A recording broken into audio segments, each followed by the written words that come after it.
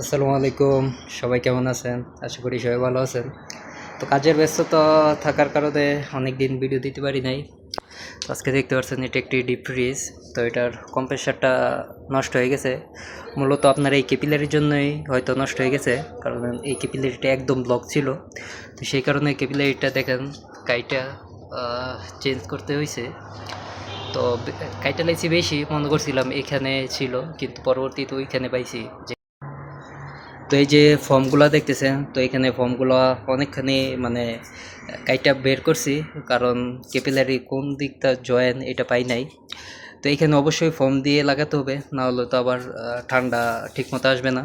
আর এই ফর্মটা হচ্ছে আপনার এটা স্প্রে, এই স্প্রে ফর্মগুলা ফর্ম 4 এটা ব্যবহার করতে হবে অবশ্যই, কারণ এখানে ফর্ম ব্যবহার না করলে এখানে ঠান্ডাগুলা বের হয়ে যাবে। ক্যাপিলারি নাম্বারটা হচ্ছে আপনার 1 নাম্বার ক্যাপিলারি ব্যবহার করছি সৌদি আরবে। ফ্রিজের ক্ষেত্রে 1 নাম্বারই ব্যবহার হয়। তো এই হচ্ছে ফ্রিজ। তো এখন ভ্যাকুয়াম করতেছি। ফ্রিজটা বড়, মোটামুটি অনেক বড়ই আছে। এই যে ফ্রিজ, আর এই হচ্ছে কম্প্রেসার এমরাকো, মানে এটা ইউএস এর কম্প্রেসার, আসলি একদম অরিজিনাল। 220 থেকে 240 ভোল্ট, 1 PS, 134 রেফ্রিজারেন্ট। এই হচ্ছে কম্প্রেসার।